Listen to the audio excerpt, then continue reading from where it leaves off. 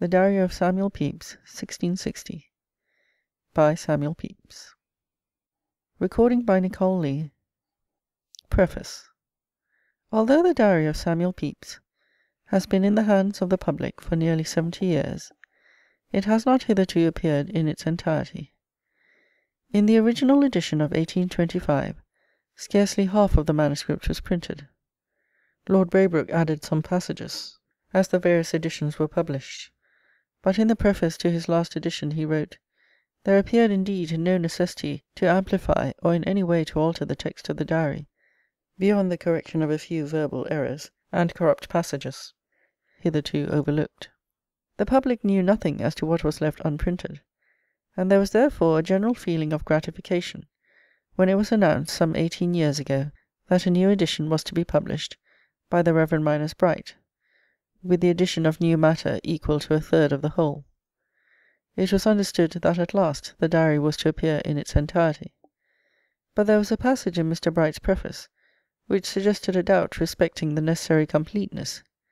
He wrote, "It would have been tedious to the reader if I had copied from the diary the account of his daily work at the office." As a matter of fact, Mr. Bright left, roughly speaking, about 1/5 of the whole diary still unprinted, although he transcribed the whole, and bequeathed his transcript to Magdalen College. It has now been decided that the whole of the diary shall be made public, with the exception of a few passages which cannot possibly be printed.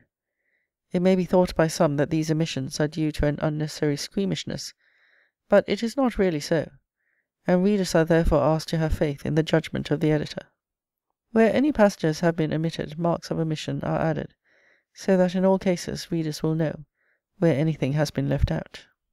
Lord Braybrooke made the remark in his Life of Pepys that the cipher employed by him greatly resembles that known by the name of Rich's system. When Mr. Bright came to decipher the manuscript, he discovered that the shorthand system used by Pepys was an earlier one than Rich's, viz. that of Thomas Shelton, who made his system public in 1620. In his various editions, Lord Braybrooke gave a large number of valuable notes, in the collection and arrangement of which he was assisted by the late Mr. John Holmes of the British Museum, and the late Mr. James Yowell, sometimes sub-editor of Notes and Queries.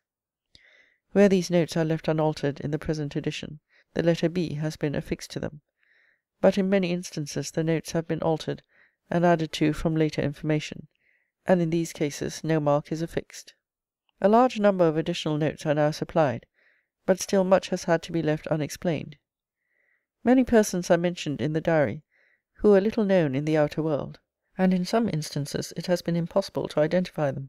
In other cases, however, it has been possible to throw light upon these persons by reference to different portions of the diary itself. I would here ask the kind assistance of any reader who is able to illustrate passages that have been left unnoted. I have received much assistance from the various books in which the diary is quoted. Every writer on the period covered by the diary has been pleased to illustrate his subject by quotations from Pepys, and from these books it has often been possible to find information which helps to explain difficult passages in the diary. Much illustrative matter of value was obtained by Lord Braybrooke from the diurnal of Thomas Rugg, which is preserved in the British Museum. The following is the description of this interesting work as given by Lord Braybrooke: Mercurius Politicus Redivivus, or a collection of the most material occurrences and transactions in public affairs since Anno Domini 1659 until 28th March 1672, serving as an annual diurnal for future satisfaction and information, by Thomas Rugg. Est natura hominum novitatis avida, Plinius. This manuscript belonged in 1693 to Thomas Gray, 2nd Earl of Stamford. It has his autograph at the commencement, and on the sides are his arms, 4 quarterings, in gold. In 1819 it was sold by auction in London as part of the collection of Thomas Lloyd, Esquire, number 1465, and was then bought by Thomas Thorpe, bookseller. Whilst Mr. Lloyd was the possessor, the manuscript was lent to Dr. Lingard, whose note of thanks to Mr. Lloyd is preserved in the volume. From Thorpe it appears to have passed to Mr. Heber, at the sale of whose manuscripts in February 1836 by Mr. Evans of Pall Mall, it was purchased by the British Museum for £8 8s. Thomas Rugg was descended from an ancient Norfolk family, and 2 of his ancestors are described as aldermen of Norwich. His death has been ascertained to have occurred about 1672, and in the diary for the preceding year he complains that on account of his declining health his entries will be but few. Nothing has been traced of his personal circumstances, beyond the fact of his having lived for 14 years in Covent Garden, then a fashionable locality. Another work I have found of the greatest value is the late Mr. J. E. Doyle's Official Baronage of England, 1886, which contains a mass of valuable information not easily to be obtained elsewhere. By reference to its pages I have been enabled to correct several erroneous dates in previous notes, caused by a very natural confusion of years in the case of the months of January, February, and March, before it was finally fixed that the year should commence in January instead of March. More confusion has probably been introduced into history from this than from any other cause of a like nature. The reference to 2 years, as in the case of, say, January 5th, 1661 to 62, may appear clumsy, but it is the only safe plan of notation. If 1 year only is mentioned, the reader is never sure whether or not the correction has been made. It is a matter for sincere regret that the popular support was withheld from Mr. Doyle's important undertaking, so that the author's intention of publishing further volumes containing the baronies not dealt with in those already published was frustrated. My labours have been much lightened by the kind help which I have received from those interested in the subject. Lovers of Pepys are numerous, and I found those I have applied to ever willing to give me such information as they possess.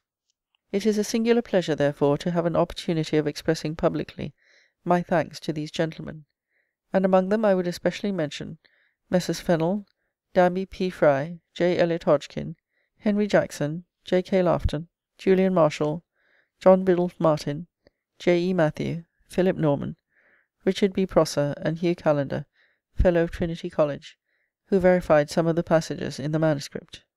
To the Master and Fellows of Magdalen College also I am especially indebted for allowing me to consult the treasures of the Pepysian Library, and more particularly my thanks are due to Mr. Arthur G. Peskett, the librarian. H.B.W. Brampton, Oppidans Road, London, N.W., February 1893. End of Preface. Particulars of the Life of Samuel Pepys. The family of Pepys is one of considerable antiquity in the east of England, and the Honourable Walter Courtney Pepys says that the first mention of the name that he has been able to find is in the 100 Rolls, Edward I, 1273, where Richard Pepys and John Pepys are registered as holding lands in the county of Cambridge. In the next century the name of William Pepys is found in deeds relating to lands in the parish of Cottenham, county Cambridge, dated 1329 and 1340 respectively. Cole MSS. British Museum. According to the court roll of the manor of Pelhams in the parish of Cottenham, Thomas Pepys was bailiff of the abbot of Crowland in 1434, but in spite of these references, as well as others to persons of the same name, at Braintree, Essex, Deepdale, Norfolk, etc., the first ancestor of the existing branches of the family from whom Mr. Walter Pepys is able to trace an undoubted descent is William Pepys the elder of Cottenham, Cambridge, whose will is dated 20th March, 1590. In 1852 a curious manuscript volume, bound in vellum and entitled Liber Talboti Pepys de Instrumentis ad Feoda Pertinentibus Exemplificatis, was discovered in an old chest in the parish church of Bolney, Sussex, by the vicar, the Reverend John Dale, who delivered it to Henry Pepys, Bishop of Worcester, and the book is still in the possession of the family. This volume contains various genealogical entries, and among them are references to the Thomas Pepys of 1434 mentioned above, and to the later William Pepys. The reference to the latter runs thus: a note written out of an old book of my uncle William Pepys. William Pepys, who died at Cottenham, was brought up by the abbot of Crowland in Huntingdonshire, and he was born in Dunbar in Scotland, a gentleman, whom the said abbot did make his bailiff of all his lands in Cambridgeshire, and placed him in Cottenham, which William aforesaid had 3 sons, Thomas, John, and William, to whom Margaret was mother naturally, all of whom left issue. In illustration of this entry, we may refer to the diary of June 12, 1667, where it is written that Roger Pepys told Samuel that we did certainly come out of Scotland with the abbot of Crowland. The references to various members of the family settled in Cottenham and elsewhere, at an early date already alluded to, seem to show that there is little foundation for this very positive statement. With regard to the standing of the family, Mr. Walter Pepys writes, "The first of the name in 1273 were evidently but small copyholders. Within 150 years, 1420, 3 or 4 of the name had entered the priesthood, and others had become connected with the monastery of Croyland, as bailiffs, etc. In 250 years, 1520, there were certainly 2 families, one at Cottenham, Cambridge, and another at Braintree, Essex, in comfortable circumstances as yeomen farmers. Within 50 years more, 1563, one of the family, Thomas of Southcreek, Norfolk, had entered the ranks of the gentry sufficiently to have his coat of arms recognised by the herald Cook, who conducted the visitation of Norfolk in that year. From that date the majority of the family have been in good circumstances, with perhaps more than the average of its members taking up public positions. There is a very general notion that Samuel Pepys was of plebeian birth, because his father followed the trade of a tailor, and his own remark, but I believe indeed our family were never considerable, February 10th, 1661-62, has been brought forward in corroboration of this view. But nothing can possibly be more erroneous, and there can be no doubt that the diarist was really proud of his descent. This may be seen from the inscription on one of his book-plates, where he is stated to be Samuel Pepys of Brampton in Huntingdonshire, Esquire, Secretary of the Admiralty to his master King Charles II, descended from the ancient family of Pepys of Cottenham in Cambridgeshire. Many members of the family have greatly distinguished themselves since the diarist's day, and of them Mr. Foss wrote, Judges of England, Vol. 6, "In the family of Pepys is illustrated every gradation of legal rank, from reader of an Inn of Court to Lord High Chancellor of England." The William Pepys of Cottenham, who commences the pedigree, had 3 sons and 3 daughters. From the eldest son, Thomas, descended the first Norfolk branch. From the second son, John Pepys of Southcreek, descended the second Norfolk branch, and from the third son, William, descended the Impington branch. The latter William had 4 sons and 2 daughters. 2 of these sons were named Thomas, and as they were both living at the same time, one was distinguished as the Black, and the other as the Red. Thomas the Red had 4 sons and 4 daughters. John, born 1601, was the third son, and he became the father of Samuel the diarist. Little is known of John Pepys, but we learn when the diary opens that he was settled in London as a tailor. He does not appear to have been a successful man, and his son on August 26, 1661, found that there was only £45 owing to him, and that he owed about the same sum. He was a citizen of London in 1650, when his son Samuel was admitted to Magdalen College, but at an earlier period he appears to have had business relations with Holland. In August 1661 John Pepys retired to a small property at Brampton, worth about £80 per annum, which had been left to him by his eldest brother Robert Pepys, where he died in 1680. The following is a copy of John Pepys's will. My father's will. Endorsement by Samuel Pepys. Memorandum, that I, John Pepys of Ellington, in the county of Huntingdon, gentleman, do declare my mind in the disposal of my worldly goods, as followeth. First, I desire that my lands and goods left me by my brother Robert Pepys, deceased, be delivered up to my eldest son Samuel Pepys of London, Esquire, according as is expressed in the last will of my brother Robert aforesaid. Secondly, as for what goods I have brought from London, or procured since, and what moneys I shall leave behind me, or due to me, I desire may be disposed of as followeth. Imprimis, I give to the stock of the poor of the parish of Brampton, in which church I desire to be interred, £5. Item, I give to the poor of Ellington 40 shillings. Item, I desire that my 2 grandsons, Samuel and John Jackson, have £10 apiece. Item, I desire that my daughter, Paulina Jackson, may have my largest silver tankard. Item, I desire that my son John Pepys may have my gold seal ring. Lastly, I desire that the remainder of what I shall leave be equally distributed between my son Samuel and John Pepys and my daughter Paulina Jackson, all which I leave to the care of my eldest son Samuel Pepys to see performed, if he shall think fit. In witness hereunto, I set my hand. His wife Margaret, whose maiden name has not been discovered, died on the 25th March 1667, also at Brampton. The family of these 2 consisted of 6 sons and 5 daughters. John, born 1632, died 1640. Samuel, born 1633, died 1703. Thomas, born 1634, died 1664. Jacob, born 1637, died young. Robert, born 1638, died young. And John, born 1641, died 1677. Mary, born 1627. Paulina, born 1628. Esther, born 1630. Sarah, born 1635. These 4 girls all died young. And Paulina, born 1640, died 1680, who married John Jackson of Brampton, and had 2 sons, Samuel and John. The latter was made his heir by Samuel Pepys. Samuel Pepys was born on the 23rd February 1632-3, but the place of birth is not known with certainty. Samuel Knight, D.D., author of the Life of Colet, who was a connection of the family, having married Hannah Pepys, daughter of Talbot Pepys of Impington, says positively that it was at Brampton. His statement cannot be corroborated by the registers of Brampton Church, as these records do not commence until the year 1654. Samuel's early youth appears to have been spent pretty equally between town and country. When he and his brother Tom were children, they lived with a nurse, Goody Lawrence, at Kingsland, and in after life Samuel refers to his habit of shooting with bow and arrow in the fields around that place. He then went to school at Huntingdon, from which he was transferred to St. Paul's School in London. He remained at the latter place until 1650, early in which year his name was entered as a sizar on the boards of Trinity Hall, Cambridge. He was admitted on the 21st June, but subsequently he transferred his allegiance to Magdalen College, where he was admitted a sizar on the 1st October of this same year. He did not enter into residence until March 5th, 1650-51, but in the following month he was elected to one of Mr. Spendluff's scholarships, and 2 years later, October 14th, 1653, he was preferred to one on Dr. John Smith's foundation.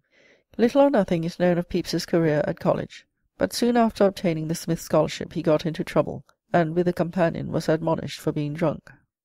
October 21st, 1653, memorandum, that Pepys and Hind were solemnly admonished by myself and Mr. Hill for having been scandalously overserved with drink the night before.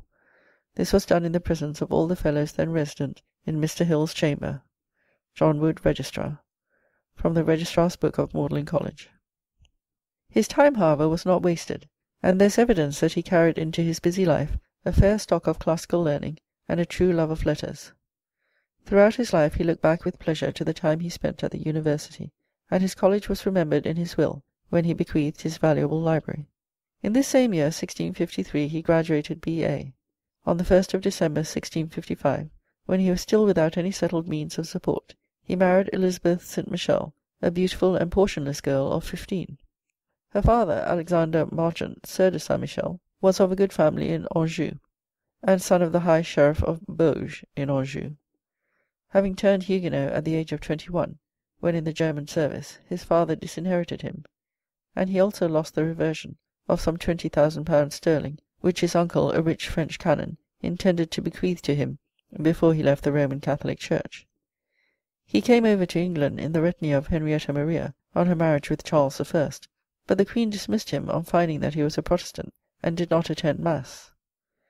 Being a handsome man with courtly manners, he found favour in the sight of the widow of an Irish squire, daughter of Sir Francis Kingsmill, who married him against the wishes of her family. After the marriage, Alexander St. Michel and his wife, having raised some £1,500, started for France, in the hope of recovering some part of the family property. They were unfortunate in all their movements, and on their journey to France were taken prisoners by the Dunkirkers, who stripped them of all their property. They now settled at Bidford in Devonshire, and here or near by were born Elizabeth and the rest of the family.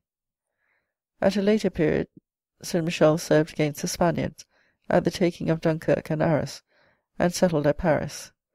He was an unfortunate man throughout life, and his son Balthazar says of him, "My father at last grew full of whimsies and propositions of perpetual motion, etc., to kings, princes, and others, which soaked his pocket, and brought all our family so low, by his not minding anything else, spending all he had got, and getting no other employment to bring in more." While he was away from Paris, some deluding papists and pretended devouts persuaded Madame St. Michel to place her daughter in the nunnery of the Ursulines. When the father heard of this, he hurried back, and managed to get Elizabeth out of the nunnery after she had been there 12 days. Thinking that France was a dangerous place to live in, he removed his family to England, where soon afterwards his daughter was married, although, as Lord Braybrooke remarks, we are not told how she became acquainted with Pepys.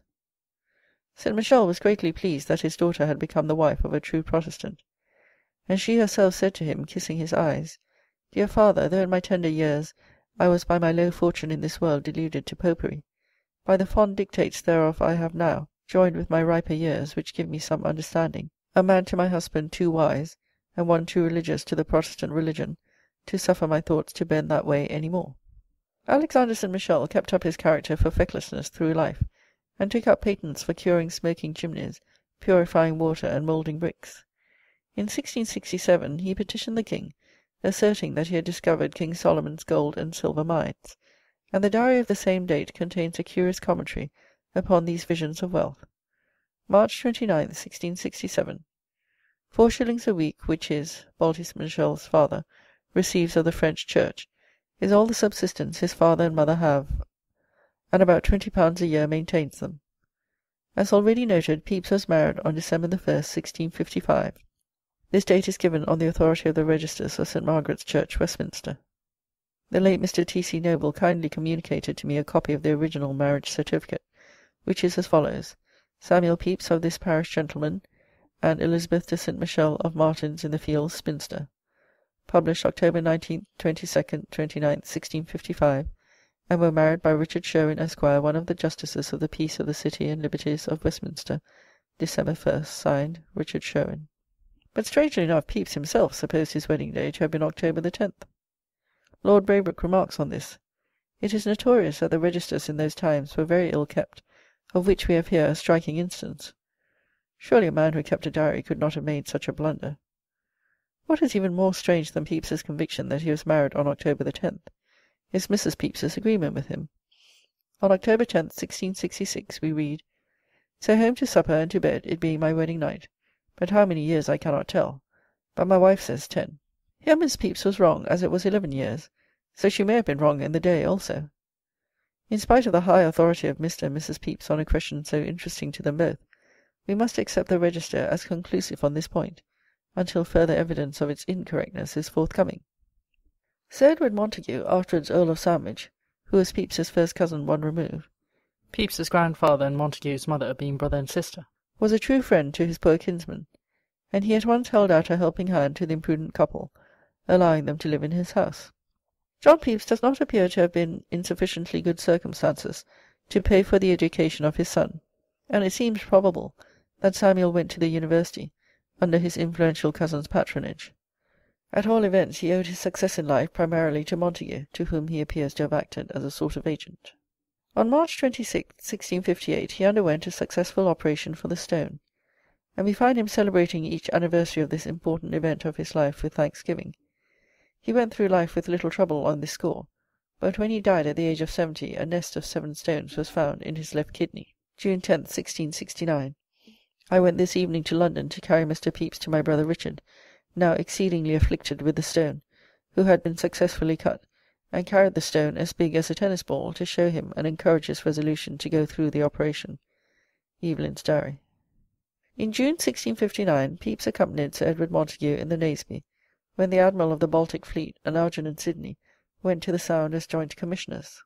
It was then that Montague corresponded with Charles II, but he had to be very secret in his movements on account of the suspicions of Sidney. Pepys knew nothing of what was going on, as he confesses in the diary. I do from this raise an opinion of him to be one of the most secret men in the world, which I was not so convinced of before. On Pepys's return to England, he obtained an appointment in the office of Mr., afterwards Sir, George Downing, who was one of the 4 tellers of the receipt of the Exchequer. He was clerk to Downing when he commenced his diary on January 1st, 1660, and then lived in Axe Yard, close by King Street, Westminster, a place on the site of which was built Fludyer Street. This too was swept away for the government officers in 1864–65. His salary was £50 a year.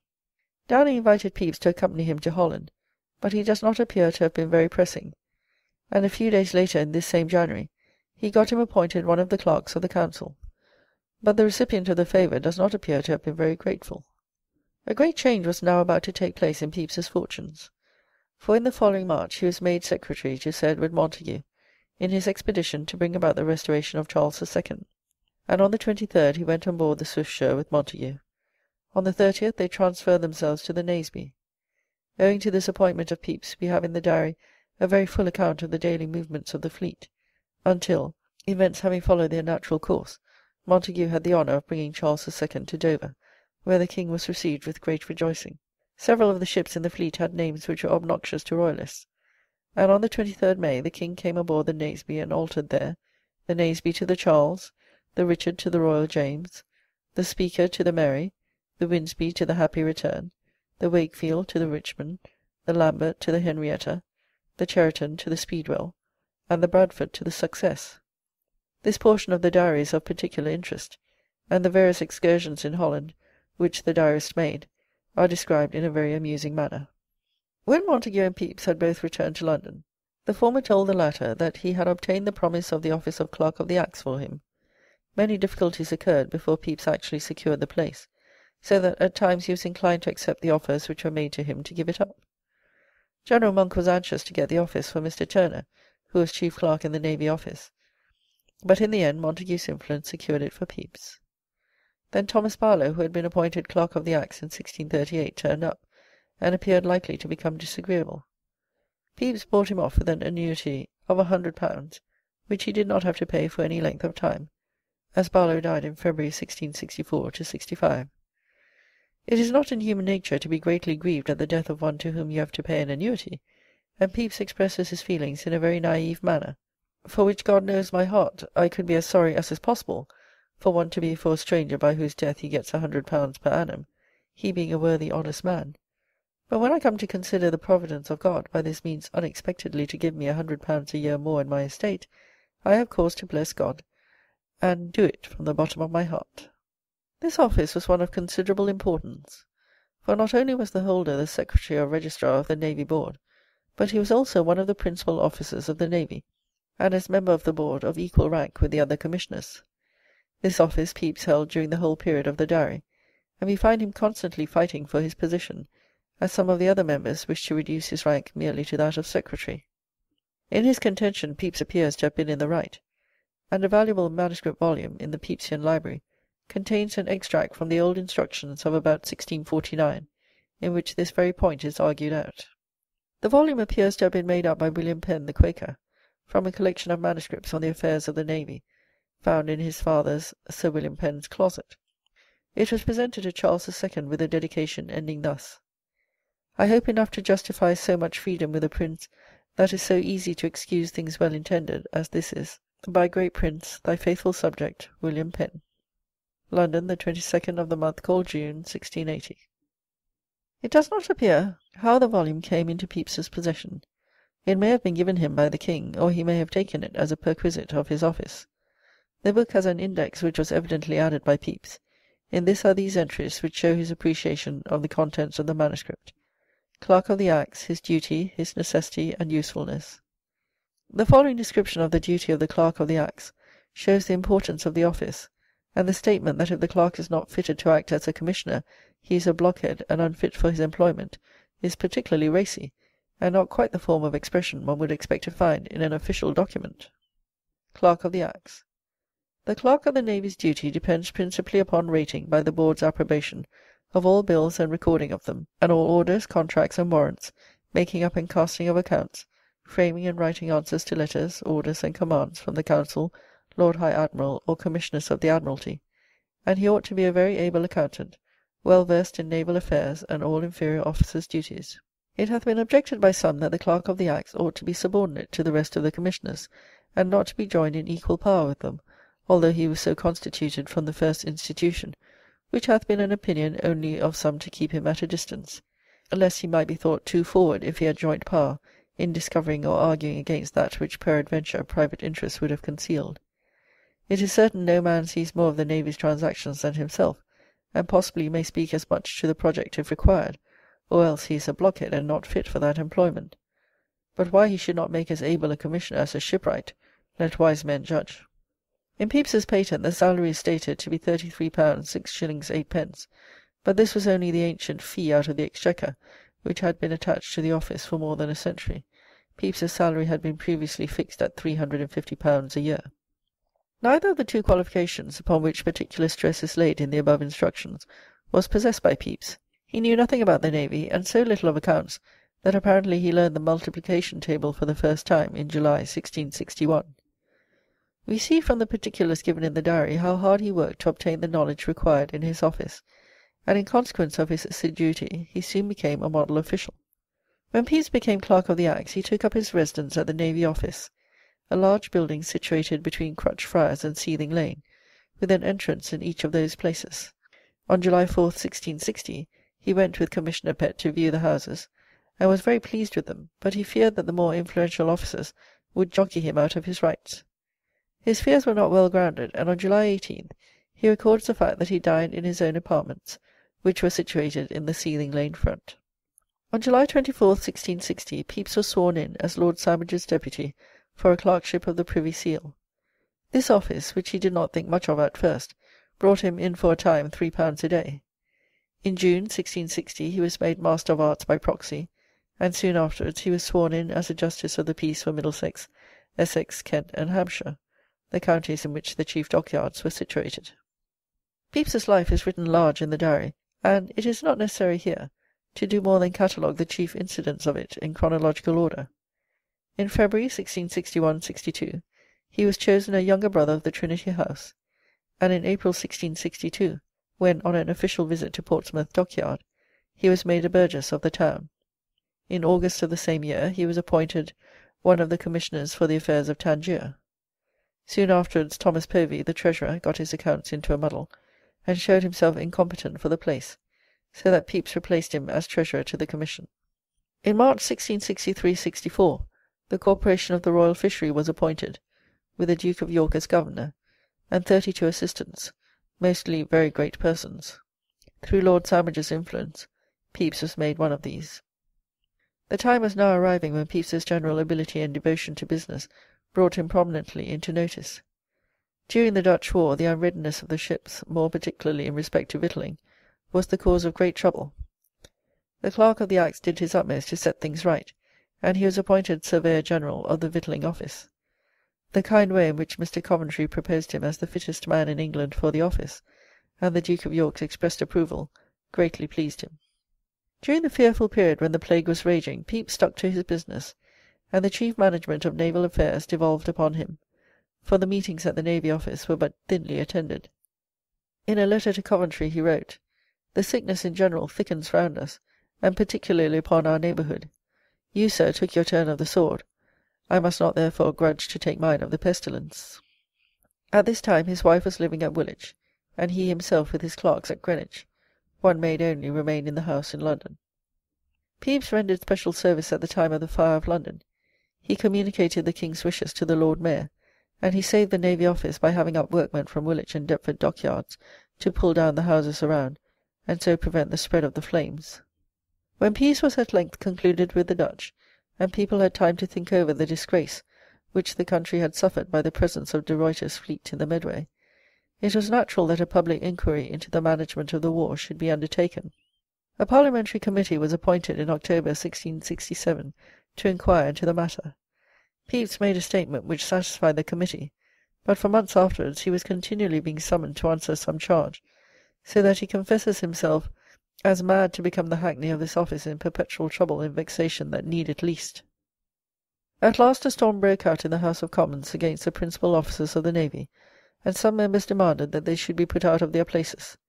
In the end they were ordered to be heard in their own defence at the bar of the House. The whole labour of the defence fell upon Pepys, but having made out his case with great skill, he was rewarded by a most unexpected success. On the 5th March 1667-68 he made the great speech of his life and spoke for 3 hours, with the effect that he so far removed the prejudice against the officers of the Navy Board that no further proceedings were taken in Parliament on the subject. He was highly praised for his speech, and he was naturally much elated at his brilliant success. About the year 1664 we first hear of a defect in Pepys's eyesight. He consulted the celebrated Cocker, and began to wear green spectacles, but gradually this defect became more pronounced, and on the 31st of May 1669 he wrote the last words in his diary, "And thus ends all that I doubt I shall ever be able to do with my own eyes in the keeping of my journal, I being not able to do it any longer, having done now as long as to undo my eyes almost every time that I take a pen in my hand." He feared blindness and was forced to desist, to his lasting regret and our great loss. At this time he obtained leave of absence from the duties of his office, and he set out on a tour through France and Holland, accompanied by his wife. In his travels he was true to the occupation of his life, and made collections respecting the French and Dutch navies. Some months after his return he spoke of his journey as having been full of health and content. But no sooner had he and his wife returned to London than the latter became seriously ill with a fever. The disease took a fatal turn, and on the 10th of November 1669 Elizabeth Pepys died at the early age of 29 years, to the great grief of her husband. She died at their house in Crutch Friars, and was buried at St. Olave's Church, Hart Street, where Pepys erected a monument to her memory. Pepys's successful speech at the bar of the House of Commons made him anxious to become a member, and the Duke of York and Sir William Coventry heartily supported him in his resolution. An opening occurred in due course at Aldborough, in Suffolk, owing to the death of Sir Robert Brooke in 1669, but in consequence of the death of his wife, Pepys was unable to take part in the election. His cause was warmly espoused by the Duke of York and by Lord Henry Howard, afterwards Earl of Norwich and 6th Duke of Norfolk, but the efforts of his supporters failed, and the contest ended in favour of John Bruce, who represented the popular party. In November 1673 Pepys was more successful, and was elected for Castle Rising, on the elevation of the member Sir Robert Paston to the peerage as Viscount Yarmouth. His unsuccessful opponent, Mr. Offley, petitioned against the return, and the election was determined to be void by the Committee of Privileges. Parliament, however, being prorogued the following month without the Houses coming to any vote on the subject, Pepys was permitted to retain his seat. A most irrelevant matter was introduced into the inquiry, and Pepys was charged with having a crucifix in his house, from which it was inferred that he was a Papist, or popishly inclined. The charge was grounded upon repeated assertions of Sir John Banks and the Earl of Shaftesbury, which they did not stand to when examined on the subject, and the charge was not proved to be good.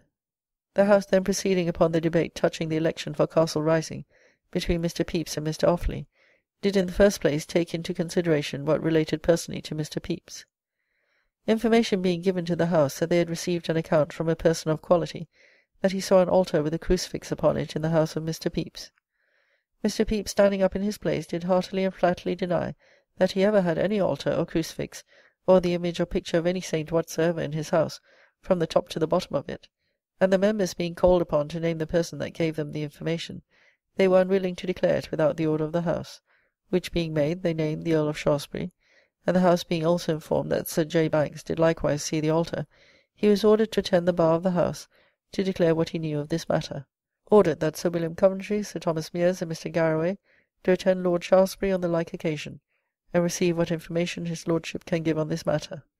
Journals of the House of Commons, Vol. 9, page 306. 13th February, Sir William Coventry reports that they attended the Earl of Shaftesbury, and received from him the account which they had put in writing. The Earl of Shaftesbury denieth that he ever saw an altar in Mr. Pepys's house or lodgings.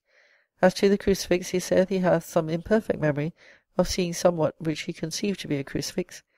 When his lordship was asked the time, he said it was before the burning of the office of the Navy. Being asked concerning the manner, he said he could not remember whether it were painted or carved, or in what manner the thing was, and that his memory was so very imperfect in it, that if he were upon his oath he could give no testimony. Ibid, Vol. 9, page 309. 16th February, Sir John Banks was called in. The Speaker desired him to answer what acquaintance he had with Mr. Pepys, and whether he used to have recourse to him to his house, and had ever seen there any altar or crucifix, or whether he knew of his being a Papist or popishly inclined. Sir J. Banks said that he had known and had been acquainted with Mr. Pepys several years, and had often visited him and conversed with him at the Navy Office, and at his house there upon several occasions, and that he never saw in his house there any altar or crucifix, and that he does not believe him to be a Papist or that way inclined in the least, nor had any reason or ground to think or believe it. Ibid, Vol. 9, page 310. It will be seen from the extracts from the Journals of the House of Commons given in the note, that Pepys denied ever having had an altar or crucifix in his house. In the diary there is a distinct statement of his possession of a crucifix, but it is not clear from the following extracts whether it was not merely a varnished engraving of the crucifixion which he possessed. July 20th, 1666. So I away to Lovett's, there to see how my picture goes on to be varnished. A fine crucifix, which will be very fine. August 2nd. At home find Lovett, who showed me my crucifix, which will be very fine when done. November 3rd. This morning comes Mr. Lovett, and brings me my print of the Passion, varnished by him, and the frame which is indeed very fine, though not so fine as I expected, but pleases me exceedingly. Whether he had or had not a crucifix in his house was a matter for himself alone, and the interference of the House of Commons was a gross violation of the liberty of the subject. In connection with Lord Shaftesbury's part in this matter, the late Mr. W. D. Christie found the following letter to Sir Thomas Meres among the papers at St. Giles House, Dorsetshire. Exeter House, February 10th, 1674. Sir, that there might be no mistake, I thought best to put my answer in writing to those questions that yourself, Sir William Coventry, and Mr. Garraway were pleased to propose to me this morning from the House of Commons, which is that I never designed to be a witness against any man for what I either heard or saw, and therefore did not take so exact notice of things inquired of as to be able to remember them so clearly as is requisite to do in a testimony upon honour or oath, or to so great and honourable a body as the House of Commons, it being some years distant since I was at Mr. Pepys's lodging. Only that particular of an altar is so signal that I must needs have remembered it, had I seen any such thing, which I am sure I do not. This I desire you to communicate with Sir William Coventry and Mr. Garraway, to be delivered as my answer to the House of Commons, it being the same I gave you this morning. I am, sir, your most humble servant, Shaftesbury. After reading this letter, Sir William Coventry very justly remarked, "There are a great many more Catholics than think themselves so, if having a crucifix will make one." Mr. Christie resented the remarks on Lord Shaftesbury's part in this persecution of Pepys made by Lord Braybrooke, who said, "Painful indeed is it to reflect to what length the bad passions which party violence inflames could in those days carry a man of Shaftesbury's rank, station, and abilities." Mr. Christie observes, "It is clear from the letter to Mears that Shaftesbury showed no malice and much scrupulousness when a formal charge involving important results was founded on his loose private conversations." This would be a fair vindication if the above attack upon Pepys stood alone, but we shall see later on that Shaftesbury was the moving spirit in a still more unjustifiable attack. Lord Sandwich died heroically in the naval action in Southwold Bay, and on June 24th, 1672, his remains were buried with some pomp in Westminster Abbey. There were 11 earls among the mourners, and Pepys, as the first among the 6 Bannerolls, walked in the procession. About this time Pepys was called from his old post of Clerk of the Acts to the higher office of Secretary of the Admiralty. His first appointment was a piece of favouritism, but it was due to his merits alone that he obtained the secretaryship. In the summer of 1673, the Duke of York having resigned all his appointments on the passing of the Test Act, the King put the Admiralty into commission, and Pepys was appointed Secretary for the Affairs of the Navy. The office generally known as Secretary of the Admiralty dates back many years, but the officer who filled it was sometimes Secretary to the Lord High Admiral, and sometimes to the Commission for that office. His Majesty's letters patent for the erecting the office of Secretary of the Admiralty of England, and creating Samuel Pepys, Esquire, first Secretary therein, is dated June 10th, 1684. He was thus brought into more intimate connection with Charles II, who took the deepest interest in shipbuilding and all naval affairs. The Duke of Buckingham said of the King, "The great, almost the only pleasure of his mind to which he seemed addicted was shipping and sea affairs, which seemed to be so much his talent for knowledge as well as inclination, that a war of that kind was rather an entertainment than any disturbance to his thoughts." When Pepys ceased to be Clerk of the Acts, he was able to obtain the appointment for his clerk Thomas Hayter, and his brother John Pepys, who held it jointly. The latter does not appear to have done much credit to Samuel. He was appointed clerk to the Trinity House in 1670 on his brother's recommendation, and when he died in 1677 he was in debt £300 to his employers, and this sum Samuel had to pay. In 1676 Pepys was master of the Trinity House, and in the following year master of the Clothworkers' Company, when he presented a richly chased silver cup, which is still used at the banquets of the company. On Tuesday, 2nd September 1677, the feast of the Honourable Artillery Company was held at Merchant Taylor's Hall, when the Duke of York, the Duke of Somerset, the Lord Chancellor, and other distinguished persons were present. On this occasion Viscount Newport, Sir Joseph Williamson, and Samuel Pepys officiated as stewards. About this time it is evident that the Secretary carried himself with some haughtiness as a ruler of the navy, and that this was resented by some. An amusing instance will be found in the parliamentary debates. On May 11th, 1678, the King's verbal message to quicken the supply was brought in by Mr. Secretary Williamson, when Pepys spoke to this effect: "When I promised that the ships should be ready by the 30th of May, it was upon the supposition of the money for 90 ships proposed by the King and voted by you, their sizes and rates, and I doubt not by that time to have 90 ships, and if they fall short it will be only from the failing of the straight ships coming home, and those but 2. Sir Robert Howard then rose and said, 'Pepys here speaks rather like an admiral than a secretary, I and we. I wish he knows half as much of the navy as he pretends.'" Pepys was chosen by the electors of Harwich as their member in the short parliament that sat from March to July 1679, his colleague being Sir Anthony Deane, but both members were sent to the Tower in May on a baseless charge, and they were superseded in the next parliament that met on the 17th October 1679. The high-handed treatment which Pepys underwent at this time exhibits a marked instance of the disgraceful persecution connected with the so-called Popish plot. He was totally unconnected with the Roman Catholic party, but his association with the Duke of York was sufficient to mark him as a prey for the men who initiated this terror of the 17th century. Sir Edmund Berry Godfrey came to his death in October 1678, and in December Samuel Atkins, Pepys's clerk, was brought to trial as an accessory to his murder. Shaftesbury and the others, not having succeeded in getting at Pepys through his clerk, soon afterwards attacked him more directly, using the infamous evidence of Colonel Scott.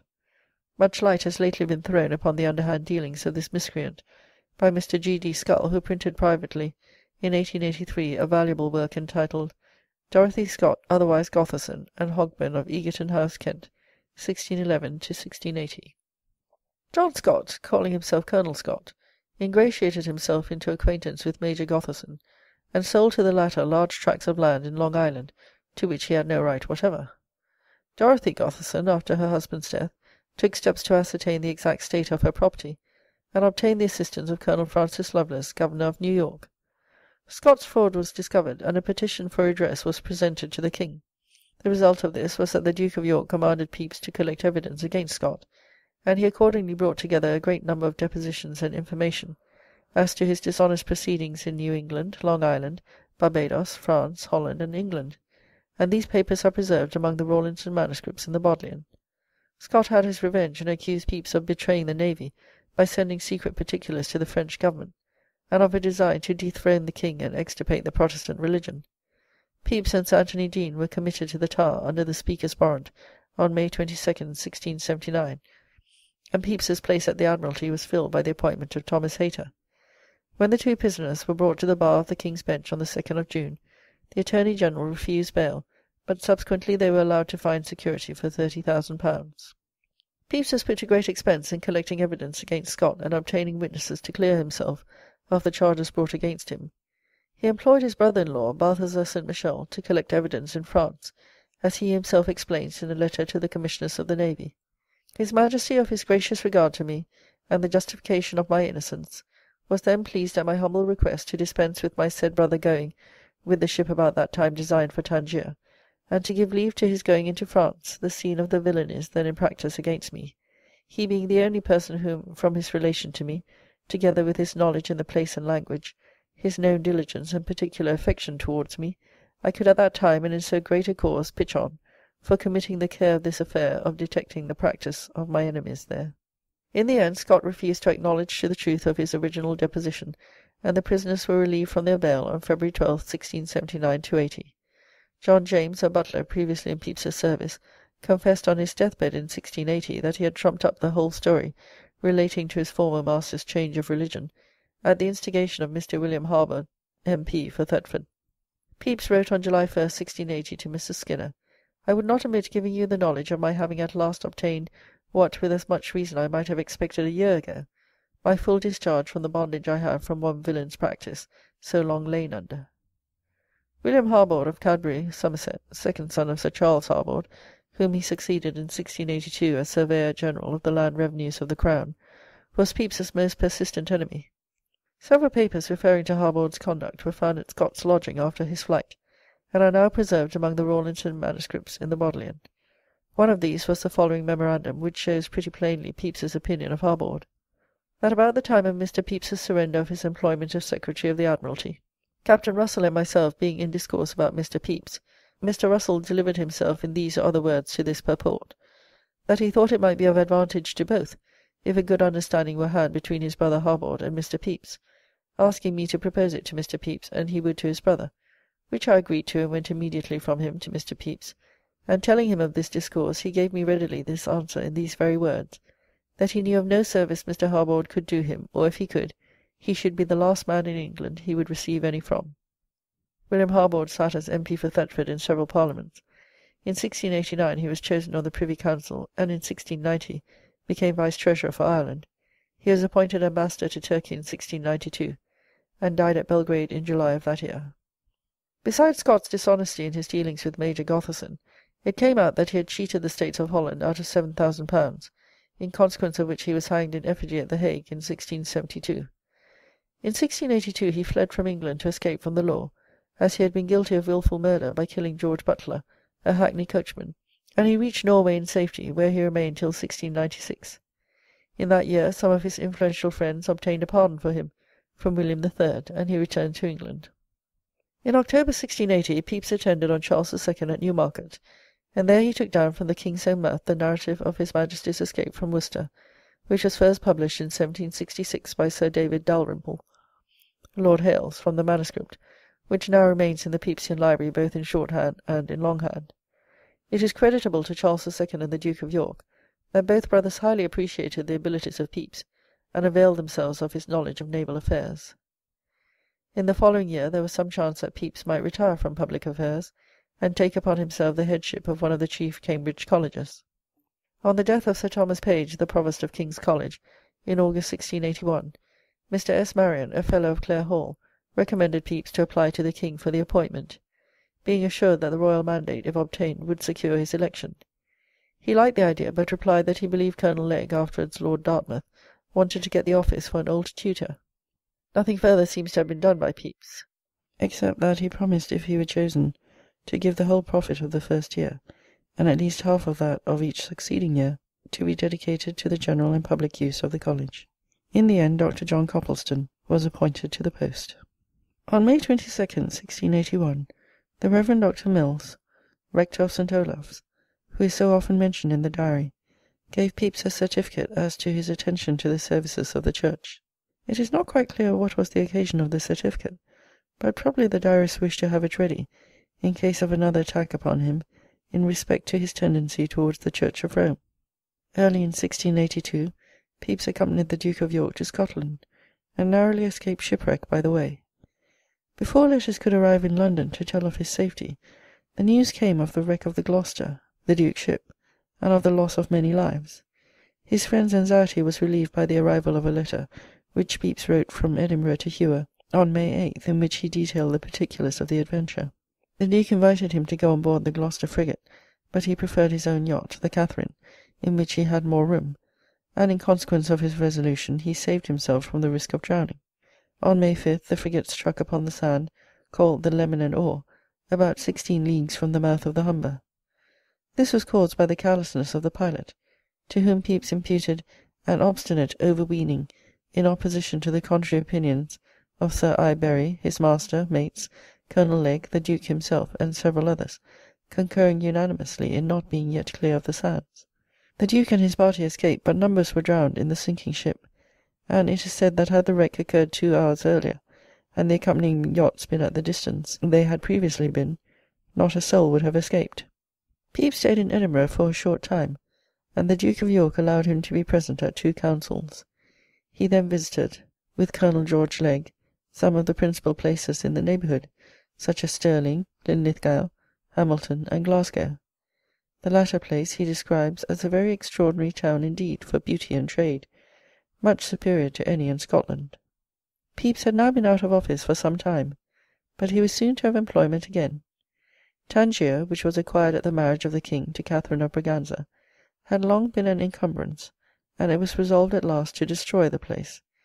Colonel Legge, now Lord Dartmouth, was in August 1683 constituted Captain-General of His Majesty's forces in Africa, and Governor of Tangier, and sent with a fleet of about 20 sail to demolish and blow up the works, destroy the harbour, and bring home the garrison. Pepys received the King's commands to accompany Lord Dartmouth on his expedition, but the latter's instructions were secret, and Pepys therefore did not know what had been decided upon. He saw quite enough, however, to form a strong opinion of the uselessness of the place to England. Lord Dartmouth carried out his instructions thoroughly, and on March 29, 1684, he and his party, including Pepys, arrived in the English Channel. The King himself now resumed the office of Lord High Admiral, and appointed Pepys Secretary of the Admiralty, with a salary of £500 per annum. In the Pepysian Library is the original patent, dated June 10, 1684, His Majesty's Letters Patent for the erecting the office of Secretary of the Admiralty of England, and creating Samuel Pepys, Esquire, first Secretary therein. In this office the diarist remained until the period of the Revolution, when his official career was concluded. A very special honour was conferred upon Pepys in this year, when he was elected President of the Royal Society, in succession to Sir Cyril Wych, and he held the office for 2 years. Pepys had been admitted a Fellow of the Society on February 15, 1664-65, and from Birch's history we find that in the following month he made a statement to the Society. Mr. Pepys gave an account of what information he had received from the master of the Jersey ship which had been in company with Major Holmes in the Guinea voyage, concerning the pendulum watches. March 15, 1664, 5. The records of the Society show that he frequently made himself useful by obtaining such information as might be required in his department. After he retired from the presidency, he continued to entertain some of the most distinguished members of the Society on Saturday evenings at his house in York Buildings. Evelyn expressed the strongest regret when it was necessary to discontinue these meetings on account of the infirmities of the host. In 1685 Charles II died, and was succeeded by James, Duke of York. From his intimate association with James, it might have been supposed that a long period of official life was still before Pepys, but the new king's bigotry and incapacity soon made this a practical impossibility. At the coronation of James II, Pepys marched in the procession immediately behind the king's canopy, as one of the 16 barons of the Cinque Ports. In the year 1685 a new charter was granted to the Trinity Company, and Pepys was named in it the first master, this being the second time that he had held the office of master. Evelyn specially refers to the event in his diary, and mentions the distinguished persons present at the dinner on July 20th. It is evident that at this time Pepys was looked upon as a specially influential man, and when a Parliament was summoned to meet on May 19, 1685, he was elected both for Harwich and for Sandwich. He chose to serve for Harwich, and Sir Philip Parker was elected to fill his place at Sandwich. This Parliament was dissolved by proclamation July 2, 1687, and on August 24th the King declared in Council that another Parliament should be summoned for November 27, 1688. But great changes took place before that date, and when the Convention Parliament was called together in January and February 1689-90, Pepys found no place in it. The right-hand man of the exiled monarch was not likely to find favour in the eyes of those who were now in possession.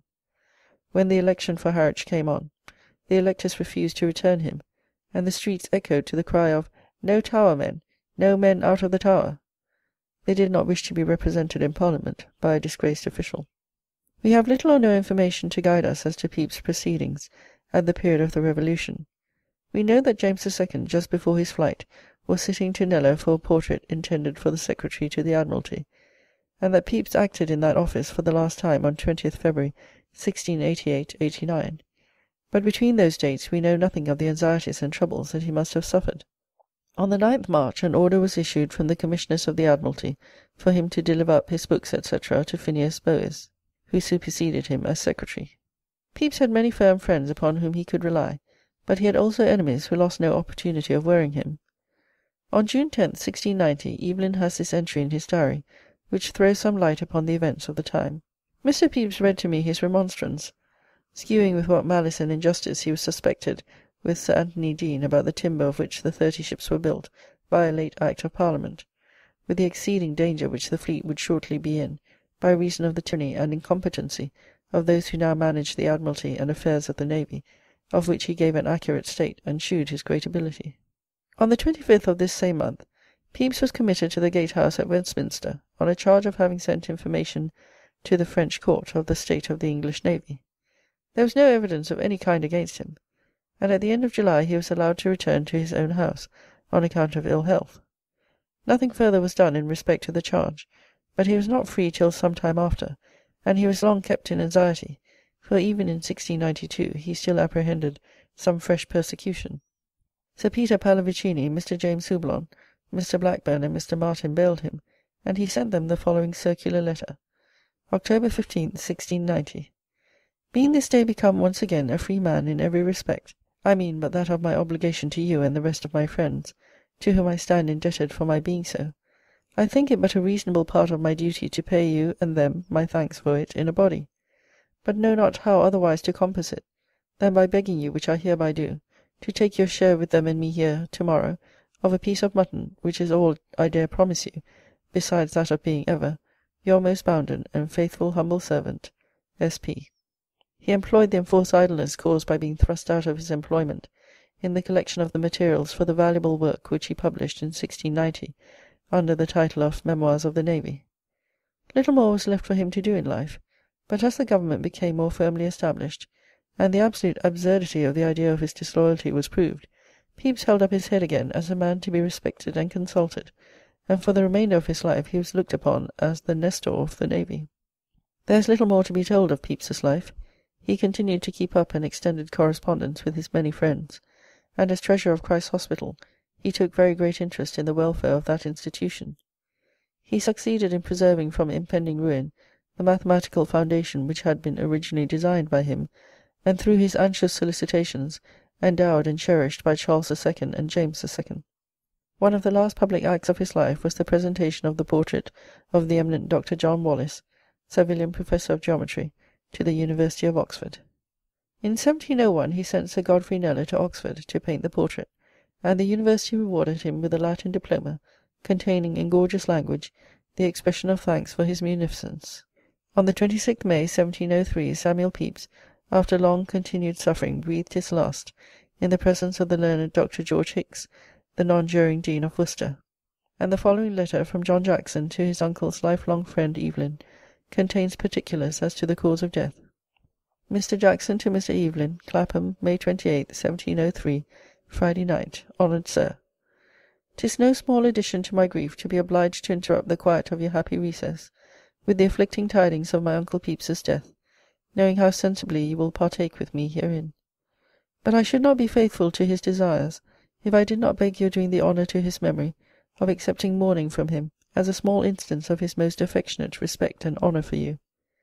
I have thought myself extremely unfortunate to be out of the way at that only time when you were pleased lately to touch here, and expressed so great a desire of taking your leave of my uncle, which could not but have been admitted by him as a most welcome exception to his general orders against being interrupted. And I could most heartily wish that the circumstances of your health and distance did not forbid me to ask the favour of your assisting in the holding up of the pall at his interment, which is intended to be on Thursday next. For if the Manes are affected with what passes below, I am sure this would have been very grateful to his. I must not omit acquainting you, sir, that upon opening his body, which the uncommonness of his case required of us, for our own satisfaction as well as public good, there was found in his left kidney a nest of no less than 7 stones, of the most irregular figures your imagination can frame, and weighing together 4 ounces and a half, but all fast linked together and adhering to his back, whereby they solve his having felt no greater pains upon motion, nor other of the ordinary symptoms of the stone. Some other lesser defects there also were in his body, proceeding from the same cause, but his stamina in general were marvellously strong, and not only supported him, under the most exquisite pains, weeks beyond all expectations, but in the conclusion contended for nearly 40 hours, unassisted by any nourishment, with the very agonies of death, some few minutes excepted before his expiring, which were very calm. There remains only for me, under this affliction, to beg the consolation and honour of succeeding to your patronage for my uncle's sake, and leave to number myself, with the same sincerity he ever did, among your greatest honourers, which I shall esteem as one of the most valuable parts of my inheritances from him, being also with the faithfullest wishes of health and a happy long life to you, honoured Sir, your most obedient and most humble servant, J. Jackson. Mr. Hewer, as my uncle's executor, and equally your faithful servant, joins with me in every part hereof. The time of my uncle's departure was about 3/4 on Wednesday morning last. Evelyn alludes in his diary to Pepys's death, and the present to him of a suit of mourning. He speaks in very high terms of his friend. 1703, May 26th. This day died Mr. Sam Pepys, a very worthy, industrious, and curious person, none in England exceeding him in knowledge of the navy, in which he had passed through all the most considerable offices, Clerk of the Acts and Secretary of the Admiralty, all which he performed with great integrity. When King James II. Went out of England, he laid down his office and would serve no more, but withdrawing himself from all public affairs, he lived at Clapham with his partner Mr. Hewer, formerly his clerk, in a very noble and sweet place, where he enjoyed the fruits of his labours in great prosperity. He was universally beloved, hospitable, generous, learned in many things, skilled in music, a very great cherisher of learned men, of whom he had the conversation. Mr. Pepys had been for near 40 years so much my particular friend, that Mr. Jackson sent me complete mourning, desiring me to be one to hold up the pall at his magnificent obsequies, but my indisposition hindered me from doing him this last office. The body was brought from Clapham and buried in St. Olave's Church, Hart Street, on the 5th June at 9 o'clock at night, in a vault just beneath the monument to the memory of Mrs. Pepys. Dr. Hicks performed the last sad offices for his friend. Pepys's faithful friend Hewer was his executor, and his nephew John Jackson his heir. Mourning was presented to 40 persons, and a large number of rings to relations, godchildren, servants, and friends, also to representatives of the Royal Society, of the Universities of Cambridge and Oxford, of the Admiralty, and of the Navy Office. The bulk of the property was bequeathed to Jackson, but the money which was left was much less than might have been expected, for at the time of Pepys's death there was a balance of £28,007, 2 shillings 1 pence due to him from the Crown, and none of this was ever paid. The books and other collections were left to Magdalen College, Cambridge, but Jackson was to have possession of them during his lifetime. These were the most important portion of Pepys's effects, for with them was the manuscript of the immortal diary.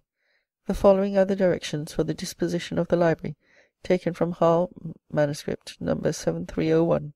For the further settlement and preservation of my said library after the death of my nephew, John Jackson, I do hereby declare that could I be sure of a constant succession of heirs from my said nephew, qualified like himself for the use of such a library, I should not entertain a thought of its ever being alienated from them.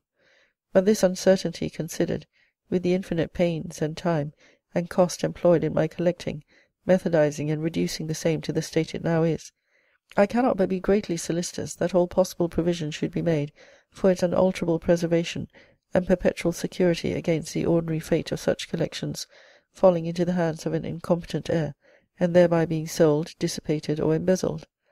And since it has pleased God to visit me in a manner that leaves little appearance of being myself restored to a condition of concerting the necessary measures for attaining these ends, I must and do, with great confidence, rely upon the sincerity and direction of my executor and said nephew for putting in execution the powers given them by my forementioned will relating hereto, requiring that the same be brought to a determination in 12 months after my decease, and that special regard be had therein to the following particulars, which I declare to be my present thoughts and prevailing inclinations in this matter, viz. 1. That after the death of my said nephew, my said library be placed and forever settled in one of our universities, and rather in that of Cambridge than Oxford. 2. And rather in a private college there than in the public library. 3. And in the colleges of Trinity or Magdalen preferably to all others. 4. And of these two, ceteris paribus, rather in the latter, for the sake of my own and my nephew's education therein. 5. That in whichsoever of the two it is, a fair room be provided therein. 6. And if in Trinity, that the said room be contiguous to, and have communication with the new library there. 7. And if in Magdalen, that it be in the new building there, and any part thereof at my nephew's election. 8. That my said library be continued in its present form, and no other books mixed therein, save what my nephew may add to theirs of his own collecting, in distinct presses. 9. That the said room and books so placed and adjusted be called by the name of Bibliotheca Pepysiana. 10. That this Bibliotheca Pepysiana be under the sole power and custody of the master of the college for the time being, who shall neither himself convey nor suffer to be conveyed by others any of the said books from thence to any other place, except to his own lodge in the said college, nor there have more than 10 of them at a time, and that of those also a strict entry be made and account kept, at the time of their having been taken out and returned, in a book to be provided and remain in the said library for that purpose only. 11. That before my said library be put into the possession of either of the said colleges, that college for which it shall be designed first enter into covenants for performance of the foregoing articles. 12. And that for yet further security herein, the said 2 colleges of Trinity and Magdalen have a reciprocal check upon one another, and that college which shall be in present possession of the said library be subject to an annual visitation from the other, and to the forfeiture thereof to the life, possession, and use of the other, upon conviction of any breach of their said covenants. S. Pepys. The library and the original bookcases were not transferred to Magdalen College until 1724, and there they have been preserved in safety ever since. A large number of Pepys's manuscripts appear to have remained unnoticed in York Buildings for some years. They never came into Jackson's hands, and were thus lost to Magdalen College. Dr. Rawlinson afterwards obtained them, and they were included in the bequest of his books to the Bodleian Library. Pepys was partial to having his portrait taken, and he sat to Saville, Hales, Lilly, and Kneller. Hales's portrait, painted in 1666, is now in the National Portrait Gallery, and an etching from the original forms the frontispiece to this volume. The portrait by Lilly is in the Pepysian Library. Of the 3 portraits by Kneller, one is in the hall of Magdalen College. another at the Royal Society, and the third was lent to the first special exhibition of national portraits, 1866, by the late Mr. Andrew Pepys Cockerell. Several of the portraits have been engraved, but the most interesting of these are those used by Pepys himself as bookplates. These were both engraved by Robert White, and taken from paintings by Kneller. The church of St. Olave, Hart Street, is intimately associated with Pepys, both in his life and in his death, and for many years the question had been constantly asked by visitors, where is Pepys's monument? On Wednesday, July 5, 1882, a meeting was held in the vestry of the church, when an influential committee was appointed, upon which all the great institutions with which Pepys was connected were represented by their masters, presidents, or other officers, with the object of taking steps to obtain an adequate memorial of the diarist. Mr. (now Sir) Alfred Blomfield, architect of the church, presented an appropriate design for a monument, and sufficient subscriptions having been obtained for the purpose, he superintended its erection. On Tuesday afternoon, March 18, 1884, the monument, which was affixed to the wall of the church where the gallery containing Pepys's pew formerly stood, was unveiled in the presence of a large concourse of visitors. The Earl of Northbrook, First Lord of the Admiralty, consented to unveil the monument, but he was at the last moment prevented by public business from attending. The late Mr. Russell Lowell, then the American minister, took Lord Northbrook's place, and made a very charming and appreciative speech on the occasion, from which the following passages are extracted. It was proper, His Excellency said, that he should read a note he had received from Lord Northbrook. This was dated that day from the Admiralty, and was as follows. My dear Mr. Lowell, I am very much annoyed that I am prevented from assisting at the ceremony to-day. It would be very good if you would say that nothing but very urgent business would have kept me away. I was anxious to give my testimony to the merits of Pepys as an Admiralty official, leaving his literary merits to you. He was concerned with the administration of the Navy from the Restoration to the Revolution, and from 1673 as Secretary. I believe his merits to be fairly stated in a contemporary account which I send. Yours very truly, Northbrook.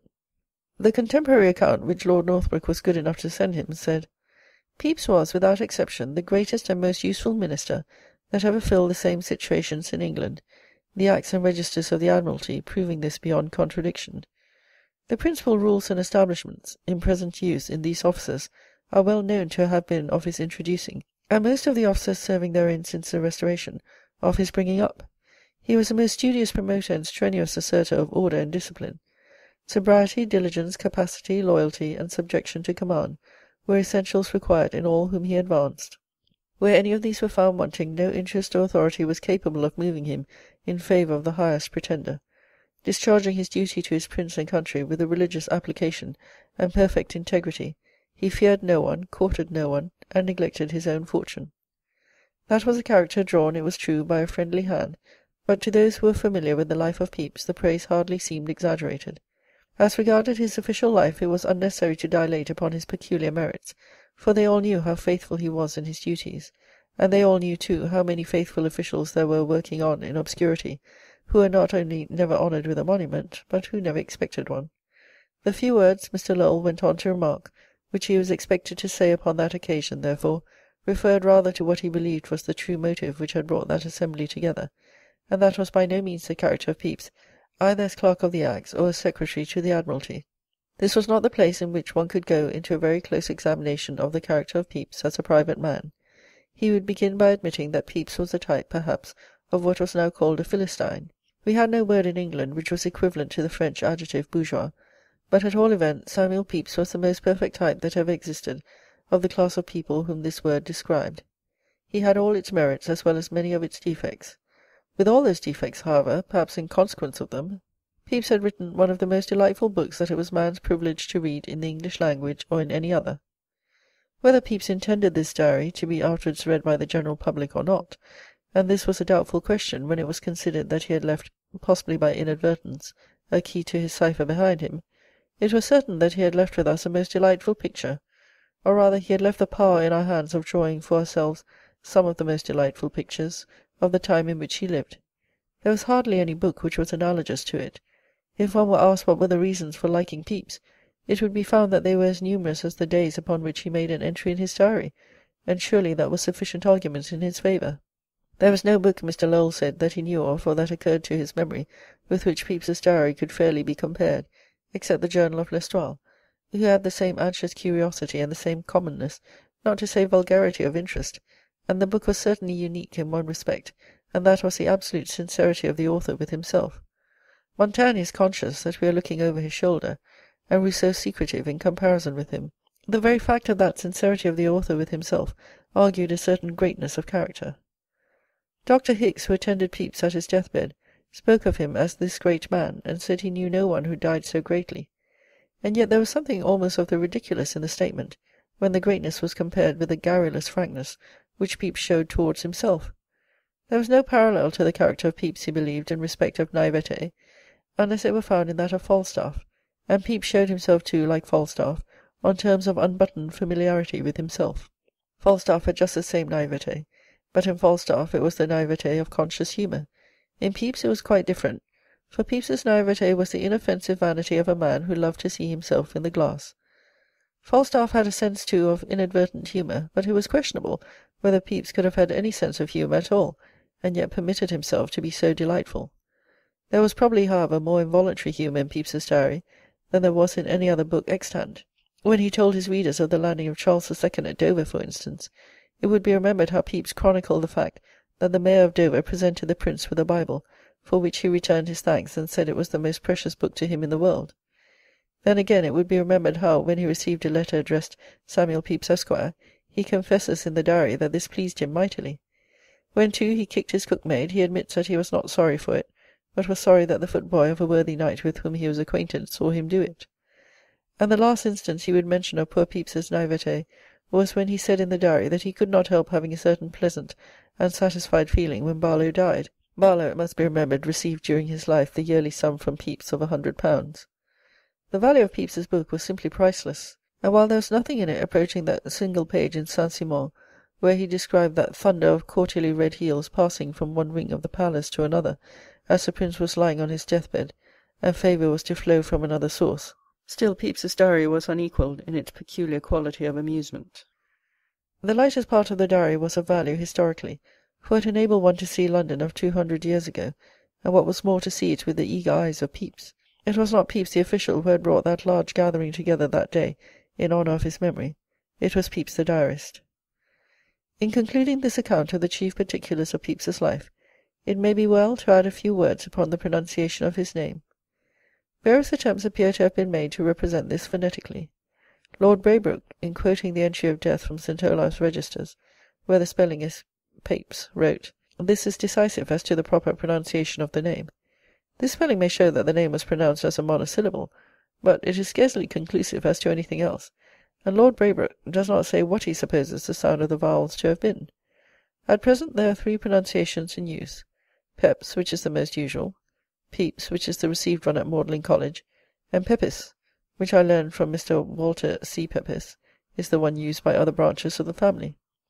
Mr. Pepys has paid particular attention to this point, and in his valuable genealogy of the Pepys family he has collected 17 varieties of spelling of the name, which are as follows, the dates of the documents in which the form appears being attached: 1. Pepys, 1273; 2. Pepy, 1439; 3. Pepys, 1511; 4. Pipes, 1511; 5. Pepys, 1518; 6. Peps, 1519; 7. Pepys, 1520; 8. Pepys, 1552; 9. Pepys, 1636; 10. Pepys, 1639; 11. Pepys, 1653; 12. Peps, 1655; 13. Pipes, 1656; 14. Pepys, 1656; 15. Pepys, 1679; 16. Pepys, 1683; 17. Pepys, 1703. Mr. Walter Pepys adds, "The accepted spelling of the name Pepys was adopted generally about the end of the 17th century, though it occurs many years before that time. There have been numerous ways of pronouncing the name as Peps, Pepys, and Pepys. The diarist undoubtedly pronounced it Pepys, and the lineal descendants of his sister Paulina, the family of Pepys Cockerell, pronounce it so to this day. The other branches of the family all pronounce it as Pepys, and I am led to be satisfied that the latter pronunciation is correct, by the two facts that in the earliest known writing it is spelt Pepys, and that the French form of the name is Pepy. The most probable explanation is that the name in the 17th century was either pronounced Pips or Papes, for both the forms of A and E would represent the latter pronunciation. The general change in the pronunciation of the spelling A from AI to EE took place in a large number of words at the end of the 17th and beginning of the 18th century, and 3 words at least, yea, break and great, keep this old pronunciation still. The present Irish pronunciation of English is really the same as the English pronunciation of the 17th century, when the most extensive settlement of Englishmen in Ireland took place, and the Irish always pronounce ea like ai, as he gave him a neat beating. Again, the ey of Pepys would rhyme with they and obey. English literature is full of illustrations of the old pronunciation of ea, as in Hudibras. Doubtless the pleasure is as great in being chated as to chate, which was then a perfect rhyme. In the Rape of the Lock, te rhymes with obey, and in Cooper's verses on Alexander Selkirk, rhymes with survey. It is not likely that the pronunciation of the name was fixed, but there is every reason to suppose that the spellings of Pepys and Pepys were intended to represent the sound peps rather than peeps. In spite of all the research which has brought to light so many incidents of interest in the life of Samuel Pepys, we cannot but feel how dry these facts are when placed by the side of the living details of the diary. It is in its pages that the true man is displayed, and it has therefore not been thought necessary here to do more than set down in chronological order such facts as are known of the life outside the diary. A full appreciation of the man must be left for some future occasion. H.B.W. End of particulars.